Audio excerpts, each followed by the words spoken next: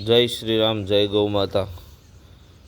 ફરી પાછા આજે બહુ દિવસ પછી એક વિડીયો ફરીથી આપને ઘણા દિવસથી મૂક્યો નહોતો, એટલે આજે તો આ છે અમારી ગૌશાળા.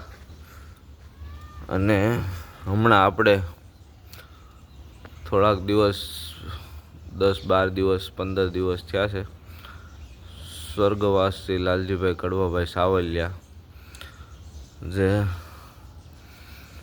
ગૌલોક ધામ પામ્યા છે.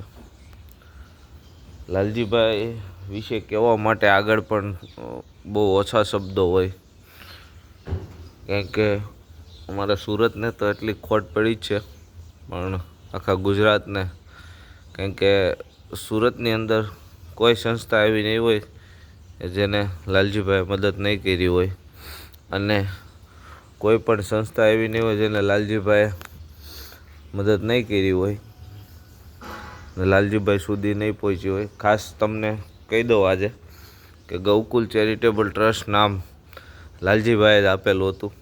પહેલાં આપણી ગૌશાળા આમ તો લાલજીભાઈના જ્યાં ફાર્મ હતું ત્યાં જ આપણે રહેવા માટે આપી હતી ગૌશાળા.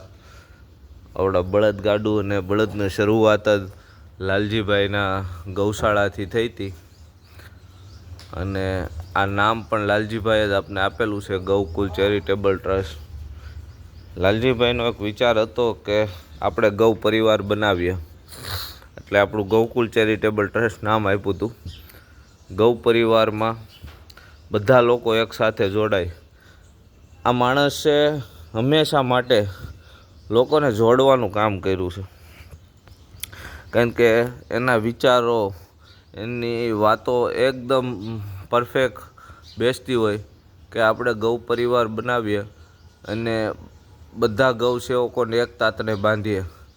લાલજીભાઈ અવારનવાર એના ફાર્મે મિટિંગો કરતા હોય, પણ હવે તો અનમોલ રતન આપણને નહીં મળે, એની યાદી રૂપી કાયમિક એના દર્શન થાય તે માટે આપણે ગૌશાળાની અંદર જ એનું બેનર લગાડી દીધું છે.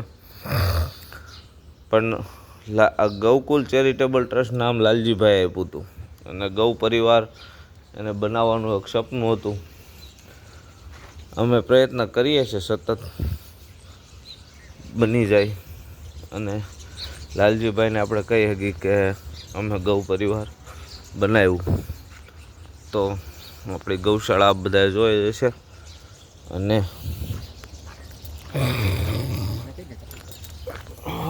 કાકાને પૂછો ને. તો આ છે આપણો ગૌશાળાથી અહીંયા એક નવો વાડો બનાવ્યો હતો, આપણે મેં આગળ પણ બતાવ્યો હતો વિડીયોમાં. પણ હવે સરસ મજાનો એકદમ બધા બળદો બેસી ગયા છે. જો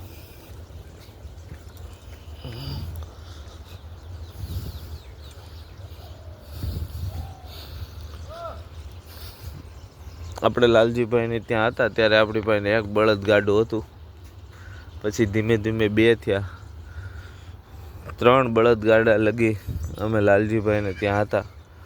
પછી તેનું ફાર્મ હતું, ત્યાં ઇન્ડસ્ટ્રીઝ આવી, એટલે આપણે નવી જગ્યા ગોતવી પડી. પણ લાલજીભાઈનો અદ્ભુત સપોર્ટ અમારી સંસ્થાને હર હંમેશા રહ્યો છે. ખૂબ પ્રેમાળ અને ખૂબ સરળ ભાવના, ક્યારેય મોટ પણ ન હોય લાલજીભાઈને. નાનામાં નાનો માણસ ડાયરેક્ટ મળી શકે, અને 4 વ્હીલ ઓડી લઈને એવું હોય એ સીધા મળી શકે. લાલજીભાઈના ફાર્મના દરવાજા 24 કલાક ખુલ્લા જ હોય. તો ફરી પાછા નવો વિડીયોમાં મળીએ. જય શ્રી રામ, જય ગૌ માતા.